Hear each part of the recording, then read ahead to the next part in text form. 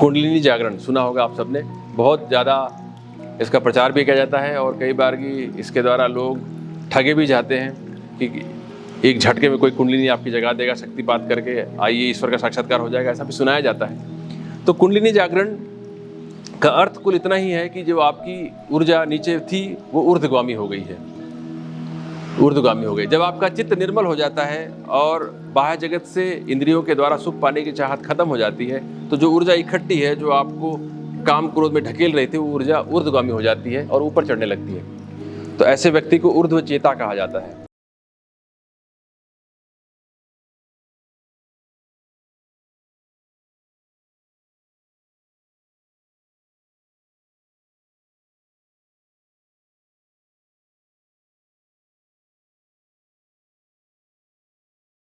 तो पतंजलि मुनि आपको जिस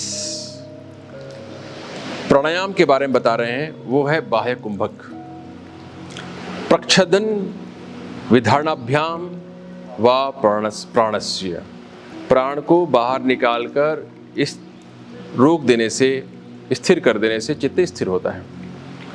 ठीक है, जब भी कभी आपको विकार आए तो आपको क्या करना है, प्राण को बाहर छोड़ना है, श्वास को बाहर छोड़ना है और रोक लेना है। पूरे गहराई से सांस निकालो, जितना निकाल सको पूरा निकाल दो और पेट को अंदर की तरफ खींच लो और शांत होकर बैठ जाओ। अब पूरा ध्यान सांसों पर।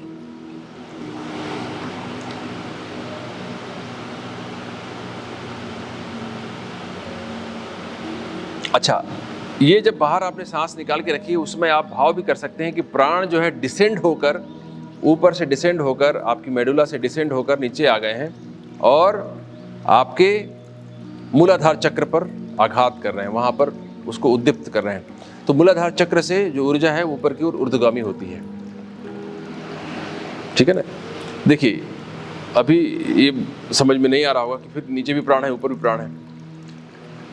हमारे सूक्ष्म शरीर में मुख्य रूप से 7 चक्र हैं। वैसे तो कई लोग 70-80 चक्र बताते हैं, 7 चक्र हैं। योगियों द्वारा ये देखे जाते हैं, 7 चक्र हैं। मूलाधार, स्वादिष्ठान, मणिपूरक, अनाहत, विशुद्धि, आज्ञा, सहस्त्रार। ठीक है, ठीक है। तो जो मूलाधार चक्र है उस स्तर पर अधिकांश लोग जीते हैं, क्योंकि वो जीवन का आधार है। उतना रहे तो भी काम चलता रहता है, पशुवत हमारा जीवन चलता रहता है। सर्वाइवल एंड प्रोक्रिएशन, हम पेट प्रजनन करते रहते हैं और जीवित रहते हैं, उतना काम मूलाधार चक्र के द्वारा कर दिया जाता है। मूलाधार चक्र पे जो ऊर्जा रहती है, चक्र इसलिए कहा जाता है कि वहां पर वो ऐसे वर्लपूल होता है प्राण का, ऊर्जा का, मतलब वो मूवमेंट में होता है, गतिमान होता है वो चक्र की तरह। ठीक है ना। जैसे आप कल्पना करें कि एक चक्र ऐसा बहुत सारा, जैसे चक्री होती है ना आपकी, जो जब आप दीपावली में जलाते हैं चक्री तो घूमती है, वैसा समझ ले कि हर से चक्र हैं हमारे, है ना। 7 चक्र हैं हमारे सूक्ष्म शरीर में, जो कि रीढ़ की हड्डी के इर्द गिर्द हैं, है ना। रीढ़ की हड्डी के अंदर है, ऐसा मान सकते हैं आप। यद्यपि आप एनाटॉमिस्ट हैं हमारी मैडम, तो वो वहाँ पर डिसेक्शन करती हैं तो वहाँ उनको कोई चक्र दिखाई नहीं पड़ता है। सूक्ष्म शरीर में चक्र है, उनको दिखाई पड़ता है, प्लेक्सस दिखाई पड़ते हैं आसपास, प्लेक्सस कहते हैं। तो कई लोग उसको उसके बराबर मान लेते हैं, यद्यपि वो दोनों पर्यायवाची नहीं है, एक दूसरे के समानार्थी शब्द नहीं है, है ना। शक्रल प्लेक्सस, सीलियक प्लेक्सस, ऐसा पढ़ते हैं हम लोग, ब्रेकल प्लेक्सस, लंबोसेक्रल प्लेक्सस। तो प्लेक्सस को कई लोग ऊर्जा चक्रों के समान मान लेते हैं, जबकि ऐसा नहीं है। सूक्ष्म शरीर में अलग चक्र है। एक सीध में रहना चाहिए, एक सीध में, सबसे नीचे में, जहाँ पर where your spinal cord ends, वहाँ पर मूलाधार चक्र है। ठीक है ना। जो हमारा जो स्पाइनल कॉर्ड है वो पूरे वर्टिब्रल कॉलम में नहीं होता है, वो L1 वर्टिब्रा पे जाके खत्म हो जाता है। उसके नीचे एक बारीक सी तार जैसी नीचे उतरती है, जिसे फाइलम टर्मिनल कहा जाता है। तो यहाँ से लेकर यहाँ तक आपका स्पाइनल कॉर्ड है, और स्पाइनल कॉर्ड ऊपर जाके जुड़ जाता है ब्रेन से, मेडुला ऑब्लांगेटा से जुड़ जाता है जाके वो, जिसको मेरु मज्जा कहा जाता है। हिंदी में मेरु मज्जा कहते हैं। जो स्पाइनल कॉर्ड है उसको मेरु रज्जु कहा जाता है। तो ऊर्जा का प्रवाह, योगी कहते हैं कि यहाँ से यहाँ ऊर्जा का प्रवाह निरंतर होता रहता है। हमारे शरीर में 72,000 नाड़ियों के द्वारा ऊर्जा संवहित होती रहती है, प्रवाहित होती रहती है, लगातार प्रवाहित होती है सभी के शरीरों में, है ना। ऐसे 72,000 नाड़ियाँ योगियों ने कहा है। वैसे आज आप विज्ञान को अगर जानते होंगे तो बहुत ज़्यादा है, उनकी तादाद बहुत ज़्यादा है, 72,000 से बहुत ज़्यादा है। उस ज़माने में 72,000 भी बहुत ज़्यादा रहा होगा, तो उन्होंने जो मोटी मोटी नाड़ियाँ देखी उनको उन्होंने गिन दिया। लेकिन कैपिलरीज जो हैं वो बहुत बारीक बारीक कैपिलरीज होती है हमारे शरीर में, जिसको गिनना संभव नहीं है, असंख्य कह लो आप तो ज़्यादा अच्छा है। तो जो प्राण है वो नीचे से ऊपर, ऊपर से नीचे स्पाइनल कॉर्ड में चलती रहती है लगातार। उसके दोनों तरफ 2 और नाड़ियाँ होती हैं जिसे कहते हैं ईड़ा और पिंगला, और बीच में जो सेंट्रल कैनाल है स्पाइनल कॉर्ड के अंदर में उसे कहते हैं सुषुम्ना नाड़ी। सामान्य व्यक्ति में सुषुम्ना नाड़ी बंद रहती है, योगियों का कहना है, और जो योगस्थ हो गया है, जो योगी है, पूर्ण योगी है, योगारूढ़ है, उसकी सुषुम्ना नाड़ी खुल जाती है ना। और जो मूलाधार में जो ऊर्जा संघनित है वो ऊर्जा ऊपर की ओर चढ़ने लगती है, उसी को कुंडली जागरण कहते हैं। कुंडलिनी जागरण सुना होगा आप सबने, बहुत ज़्यादा इसका प्रचार भी किया जाता है, और कई बार की इसके द्वारा लोग ठगे भी जाते हैं कि एक झटके में कोई कुंडलिनी आपकी जगा देगा, शक्तिपात करके आइए ईश्वर का साक्षात्कार हो जाएगा, ऐसा भी सुनाया जाता है।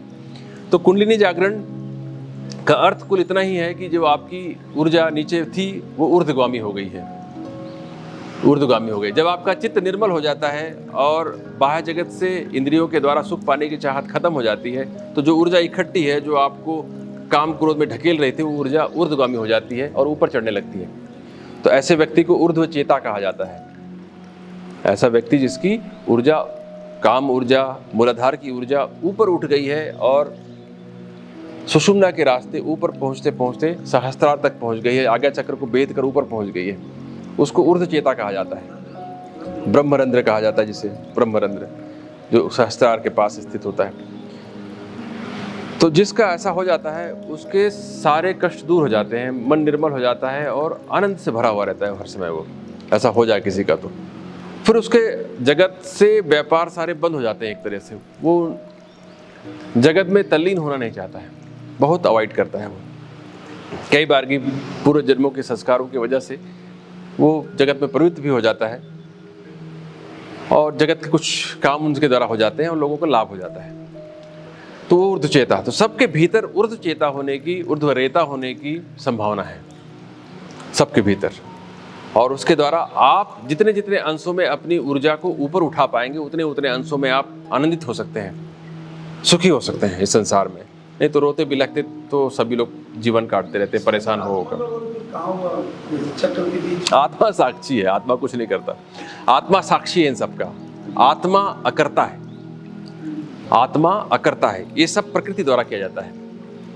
2 कंपोनेंट है, प्रकृति और पुरुष, इसलिए कहा जाता है ना। आप सुनते होंगे माया कह देते हैं ना, माया जो है वो झूठा रूप है आत्मा का, फॉल्स सेल्फ, उसके द्वारा किए जाते हैं। आत्मा अलग खड़ी देख रही है सब कुछ, आत्मा अकर्ता है, दृष्टा है, इसलिए उसको दृष्टा कहा जाता है, चेतन कहा जाता है। तदा दृष्टु स्वरूपे अवस्थानम, चूड़ामणि जी बिल्कुल ठीक बोल रहे हैं, तदा दृष्टु स्वरूपे अवस्थानम। तो इस तरह से आप अगर ध्यान करते हैं तो ध्यान के कई विधियां हैं। प्राण के बारे में हमने बहुत कुछ जान लिया आज। प्राण के बारे में हमने जान लिया कि प्राण हमारे जीवन का आधार है। प्राण को संयमित करने पर हम समाधि में स्थित हो सकते हैं, समाधि प्राप्त कर सकते हैं शीघ्रता से। पूरे शरीर को प्राण चला रहा है। 5 प्रकार के प्राण हैं।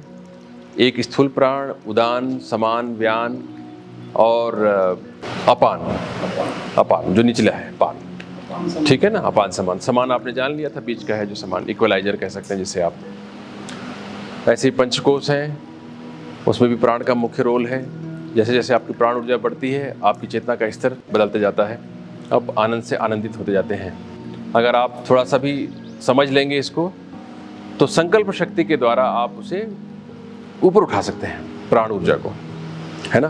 पहले तो प्राण होना चाहिए शरीर में ढंग से, तो उसको ऊपर चढ़ाएंगे आप। तो प्राण बचाओ पहले, तो conserve your energy as much as possible, ठीक है ना। तो प्राण बढ़ाना चाहिए पहले, तो भोजन अच्छा कर लो सात्विक भोजन हमें सिखाया है मैडम ने तो सात्विक कर लो भोजन को, और नींद अपनी व्यवस्थित कर लो, न कम न ज़्यादा। विचारों को सुंदर बना लो, मैत्री करुणा मुदिता का प्रयोग करके चित्त को निर्मल रखो, ठीक है। और फिर प्राणायाम के द्वारा श्वास को संयमित कर लो।